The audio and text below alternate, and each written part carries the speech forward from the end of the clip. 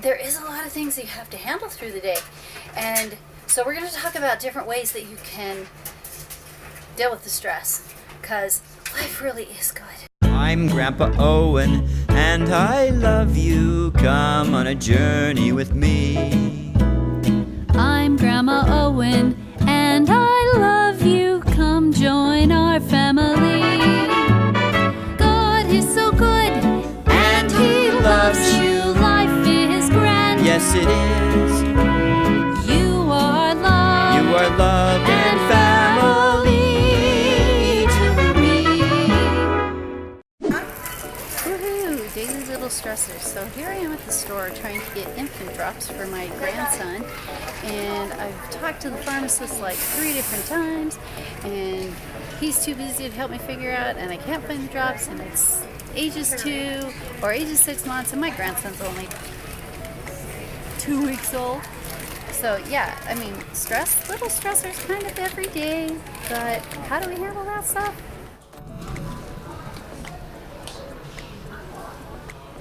Okay, finally got the right stuff, so now we're after, it looks like, gauze pads and Vaseline. So how we got through that little stressor was just breathe deep and be patient and smile, and eventually we finally did have the pharmacist telling us exactly what we needed to pick up.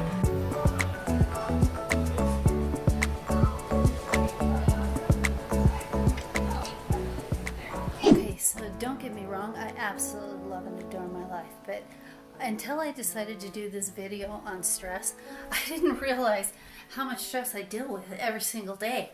Like, this morning it was business meetings and planning for the next channel, and then after that it was getting lunch, and then after that it was picking up my daughter, and meanwhile I'm supposed to be doing the laundry, and then pick up my daughter and pick up the mail, come home, teach piano lessons, change the laundry out, get this, go to the store. While we were at the store, I get a call, I need you to go back to the store and get stuff for the grandbaby, and I love it, but like the pharmacist was not right there and available, and I needed him to be, and then we needed to go get something because my coupons are going to run out, so we might as well use those. And it just, I didn't realize how chaotic and crazy life can get sometimes. But like I say, don't get me wrong, I absolutely love and adore my life. I wouldn't trade it with anyone else's life, but there is a lot of things that you have to handle through the day. And so we're going to talk about different ways that you can deal with the stress, because life really is good. Grandma and I were sitting here in the hot tub this morning, and we had a little bit of epiphany of what's going on here with Jesus. And it's amazing. Jesus came to earth and He gave us a gift. And He said it here and said, okay, everybody, here's your gift. You can have it. All you have to do is take it. So let me give you an example. It's like having a $100 bill sitting there on your desk, right? And it's all you have to do is take that $100 bill, and you can go to the store and you can spend it. But if you never take that $100 bill, guess what? You never buy anything. It'll just sit there forever on your desk. It's useless. That gift is completely useless. Well, Jesus gave us a gift, and it's called forgiveness. And this is how you relieve stress, get rid of depression, get rid of anxiety, and all of the major things that people have a problem with. It's a simple, easy gift to do. And doesn't mean like, oh, Jesus forgave me, and so I have to learn how to forgive myself.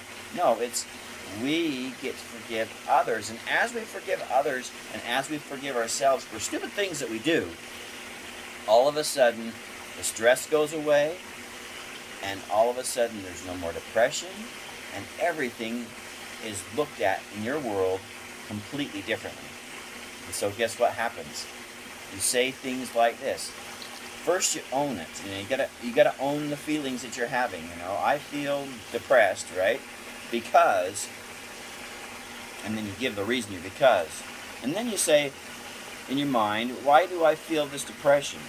Okay, so I feel it because I don't feel worthy, or I don't feel good enough, or I don't feel like people understand me.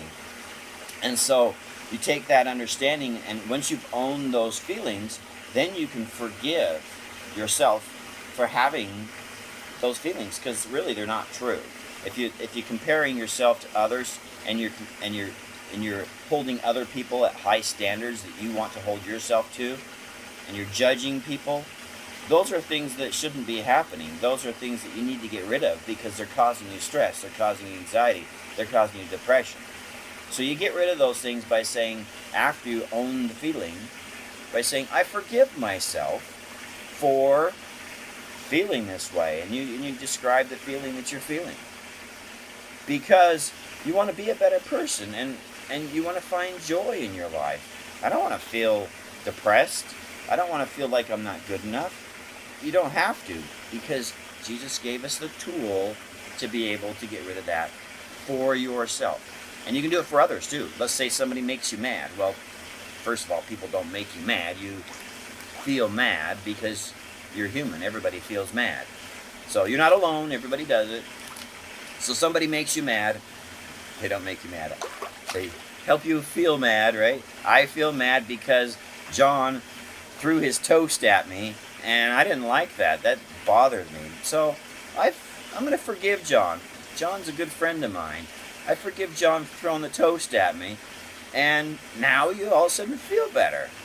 And guess what? Stress and anxiety goes away as you do that. And do it all the time, constantly, until that goes away.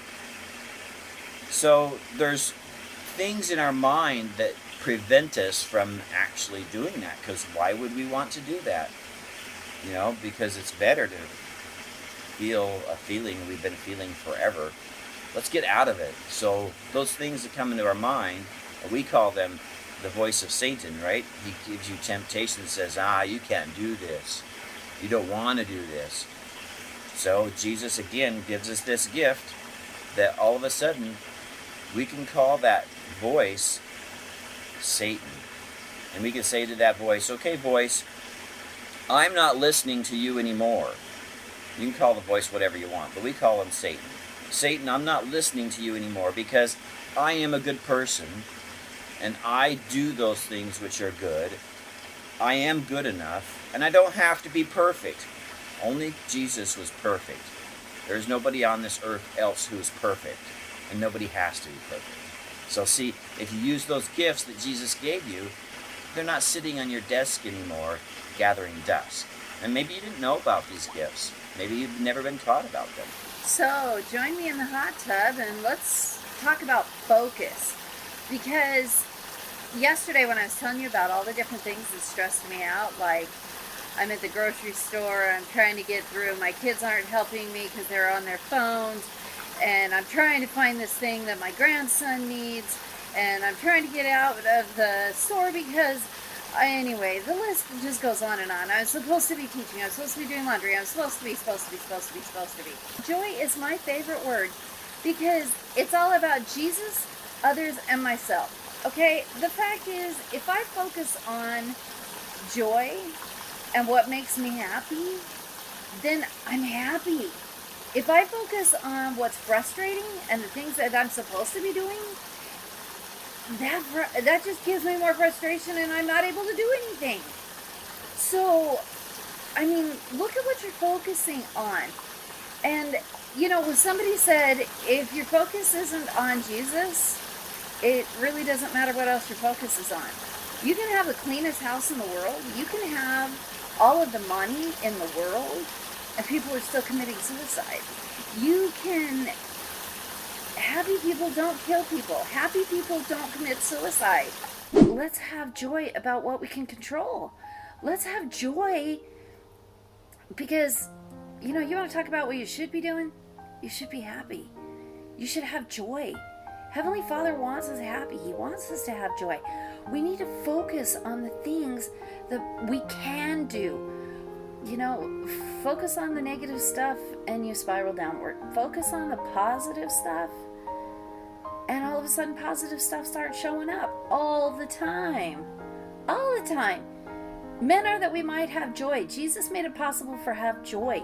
You know, one of the biggest things that Jesus taught was, number 1, love God. Number 2, love yourself. Number 3, love others. Jesus, others, and yourself. Wow, really? I mean, manner that they might have joy. Jesus, others, and yourself.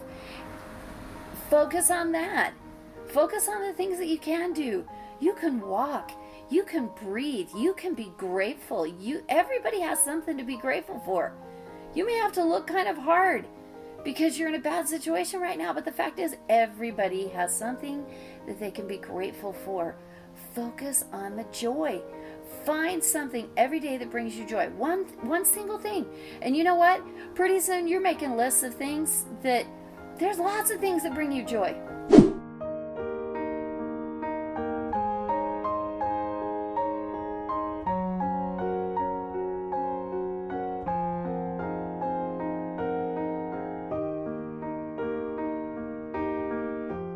You know, I was just thinking maybe I need to explain what joy even is. I mean, joy is when you're thinking about somebody besides yourself.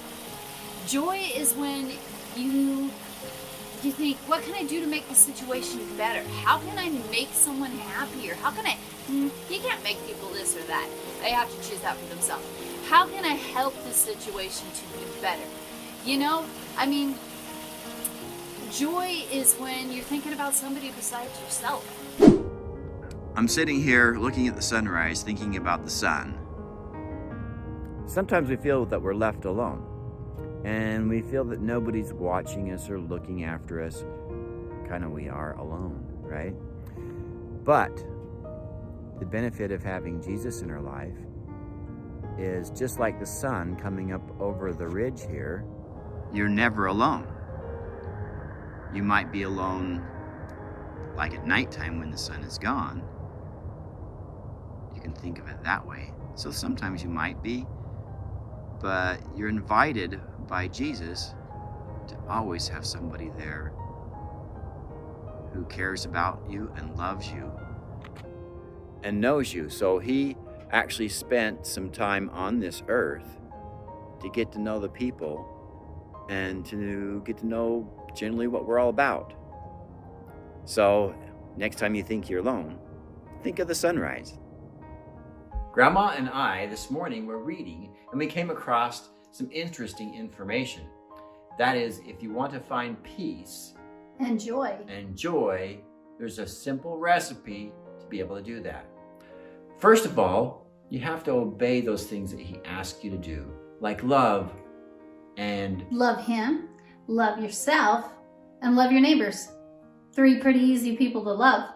and you'll make mistakes, and so you Every day. probably need to ask forgiveness from people around you and from God. And the third thing is listen to the good voices in your head. Those voices will give you great peace, great satisfaction, and lead you and guide you to where you will have joy and happiness and peace throughout your life. And that's how we find joy in Jesus.